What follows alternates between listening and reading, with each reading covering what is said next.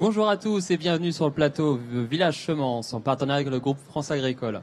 Cet après-midi, nous allons parler d'un événement incontournable du Salon international de l'agriculture, qui est le trophée national des lycées agricoles, qui se trouve derrière vous. Il est organisé à Paris par le concours général agricole en partenariat avec l'éleveur laitier et la France Agricole. En quelques mots, le TENELA, ce sont des établissements de l'enseignement agricole qui s'affrontent autour de l'élevage. Les équipes viennent à Paris avec leurs vaches allaitantes ou laitières et participent à plusieurs épreuves. Il y a des épreuves de communication, de présentation sur le grand ring, de manipulation de l'animal en toute sécurité. Et il y a aussi également l'implication des élèves qui est évaluée par le jury tout au long des épreuves. Pour cette 20e édition qui a débuté mercredi et qui se terminera dimanche avec la remise du trophée, ce sont pas moins de 300 élèves et étudiants qui participent. Ils représentent une cinquantaine d'établissements, mais ce trophée s'ouvre aussi au-delà de notre frontière et au-delà de l'Hexagone, avec la participation d'un établissement de Côte d'Ivoire.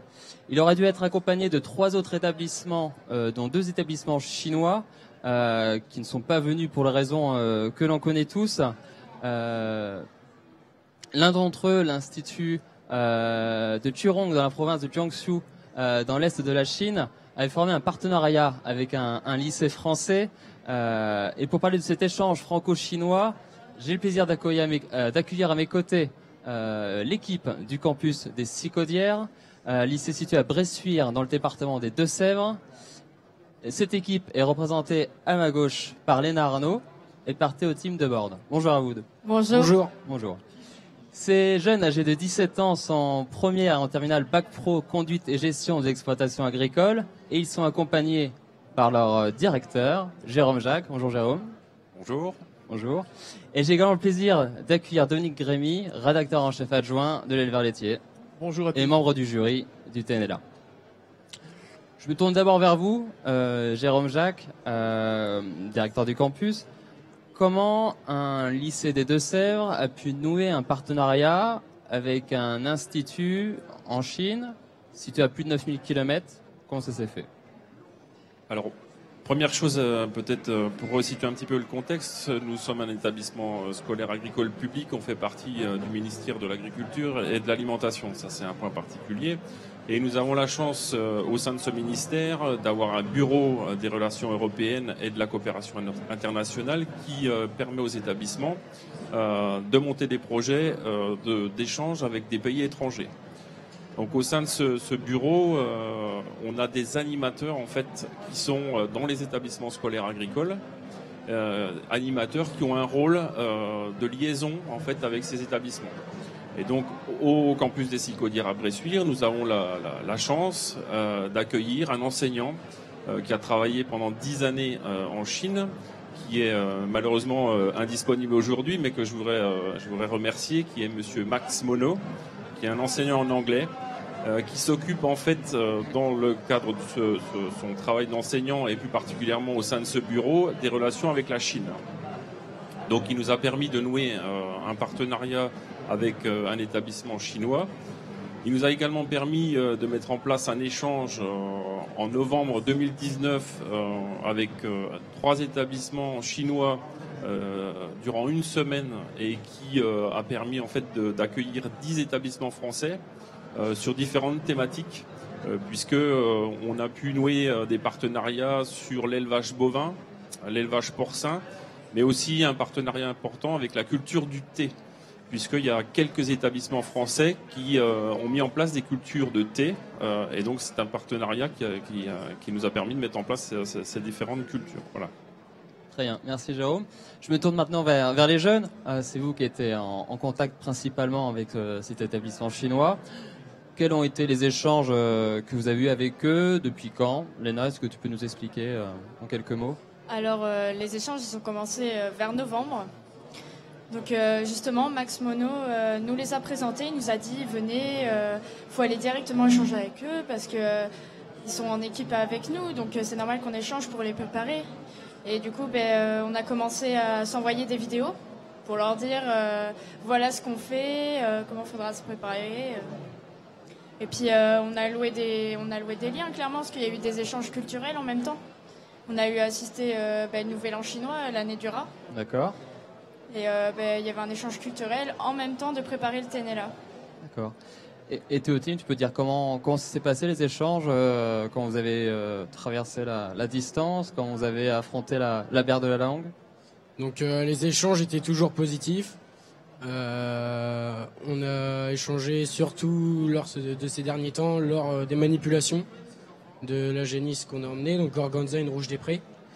Et aussi lors des réunions pour qu'ils soient au courant de qu'est-ce qu'on fait, et comment on fait et comment ça va se passer. Parce que finalement, si l'établissement chinois était venu ici, c'était pas une vache chinoise qu'ils allaient présenter, c'était une chinoise de l'établissement. C'est ça. C'est ça. Avec des cours de manipulation, donc présentés par vidéo, etc. Voilà. Très bien. Je me tourne vers Dominique Grémy, maintenant en tant qu'un peu historique du concours et membre du jury.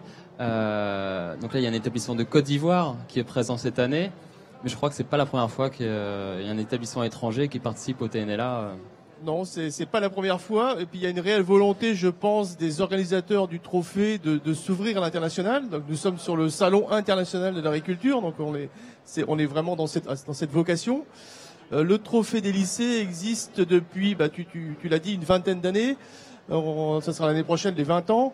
L'aventure internationale, elle a commencé il y a 4 ans. Un voisin, un lycée belge qui est venu au trophée des lycées, en partenariat toujours avec un lycée français.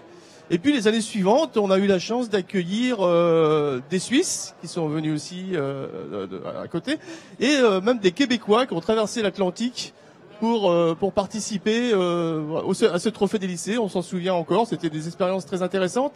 Et je pense que pour les établissements qui accueillent ces lycées, et même pour tous les jeunes qui sont présents pendant ces quelques jours au salon, c'est une expérience formidable de pouvoir échanger avec des lycées étrangers et de voir des cultures différentes, de voir une façon de travailler différente.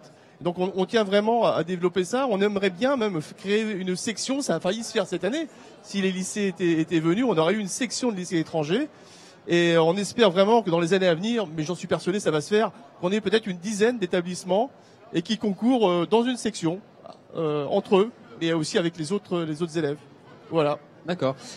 Et ces établissements étrangers, finalement, ils viennent pas avec leurs vaches? Est-ce qu'il y a des raisons Ah non, ils viennent pas avec leurs vaches. Non, d'abord, c'est beaucoup tôt. Vous imaginez pas que la Chine fasse venir une vache en Europe. Ça poserait des problèmes de coût d'abord, des problèmes sanitaires.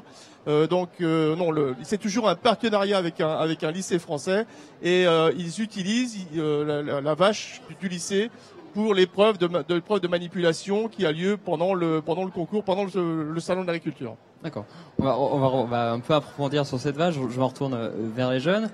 Est-ce que du côté des élèves chinois, ils connaissaient la race la rouge des prés, ou c'était quelque chose qu'ils ignoraient ou qu'ils ont appris avec vous? En fait, par rapport à la race, nous on leur a expliqué les critères. Nous, la race, on la connaissait parce que c'est la race du lycée. Parce que le chef d'exploitation de la ferme du lycée en possède une 50aine. Et nous, au lycée, on travaille dessus justement. Et donc du coup, on connaît les critères de la race, tout ce qu'il faut savoir dessus. Et du coup, nous, on n'avait plus qu'à échanger avec eux pour qu'ils apprennent à connaître la race. D'accord. Si je me trompe pas, je me tourne vers Jérôme Jacques. Finalement, l'école où étaient ces Chinois est très différente de votre établissement ici en France. Tout à fait. En termes d'échelle, les établissements chinois, pour vous donner un ordre de grandeur, c'est minimum 3000 élèves et maximum 15 000 élèves dans une structure scolaire. Donc rien à voir avec nos structures scolaires ici en France. En fait, pour un des établissements qui possède une ferme, pour vous donner aussi un ordre de grandeur, ils ont une ferme laitière de 1000 vaches. Vous n'êtes pas sans savoir que ça pose des problèmes en France, mais bon, à l'échelle d'un pays comme la Chine, une ferme de 1000 vaches, ça représente très peu en fait par rapport à la taille du pays. Et avec ce partenariat, est-ce qu'il n'y a pas non plus un impératif économique derrière? Est-ce qu'il n'y a pas un enjeu économique derrière ce partenariat finalement? Ah ben, il y a un enjeu économique énorme pour la France, puisque vous n'êtes pas sans savoir que la Chine est un grand pays, est un gros consommateur aussi de matières agricoles. Donc le partenariat, il est à la fois important pour les jeunes, mais il est aussi à la fois important pour les professionnels de l'agriculture au sens large. Et d'ailleurs, lors de notre déplacement en Chine au mois de novembre, nous avons eu la chance de rencontrer notre ministre de l'Agriculture qui était invité par son homologue chinois sur un salon agricole en Chine. D'accord. Je me retourne vers les jeunes. Comment ces élèves chinois ont appris la nouvelle du fait qu'ils ne pouvaient plus venir en France? J'imagine qu'ils ont été déçus. Ben, eux déçus, nous aussi forcément. Mais bon, c'est arrivé. Après, l'année prochaine, peut-être qu'ils seront resélectionnés pour venir, je sais pas. Mais après, nous, tant pis, on fera avec. D'accord. Vous allez continuer à échanger avec eux Bah oui, tout au long du salon d'ailleurs, on continue à échanger avec eux, ce qui est normal. Mais bon, ils auraient été là, ça aurait été mieux, quoi. D'accord. Ils suivent aussi un peu votre parcours au TNLA cette année? Est-ce qu'ils suivent votre parcours au TNLA cette année? Est-ce qu'ils suivent votre parcours au TNLA cette année? Ah ben oui, ils le suivent notre parcours, ce qui est normal. Mais c'est en échangeant, enfin en leur envoyant qu'ils peuvent suivre notre parcours, parce que sinon, enfin c'est problème de savoir où est-ce qu'il faut qu'ils regardent. Nous, il faut qu'on les informe pour regarder le parcours et pour qu'ils puissent le suivre. D'accord. Quelles sont les prochaines échéances pour le trophée d'ici dimanche? Quels sont les prochains rendez-vous pour vous? Quelles sont les prochaines épreuves que vous allez supporter? Mercredi, nous avons effectué notre manipulation qui s'est passée sur le ring de présentation du salon au pavillon 1. Et ensuite, notre prochaine épreuve est samedi à 18h sur le grand ring du salon de l'agriculture, où là, devons faire une pièce de théâtre pour présenter la race et notre campus. D'accord. Et vous le sentez comment? Vous êtes plutôt optimiste sur le résultat ou? Ben, on s'est entraîné, on a travaillé, on sait de quoi on est capable, donc on va faire du meilleur qu'on peut pour représenter notre lycée. D'accord. Je pense que le directeur d'établissement ne peut qu'acquiescer. Alors, avant tout, le TNLA, c'est un projet de jeunes, mais je voudrais aussi souligner le travail de l'équipe enseignante qui les a accompagnés depuis le mois de septembre pour monter ce projet. Et puis, ce que je peux dire, c'est que je vous donne rendez-vous l'an prochain parce que, en tout état de cause, on invitera un établissement chinois à concourir au TNLA l'année prochaine. D'accord. Je pense que Dominique Grémy aussi, vous serez heureux. Avec grand plaisir, avec grand plaisir.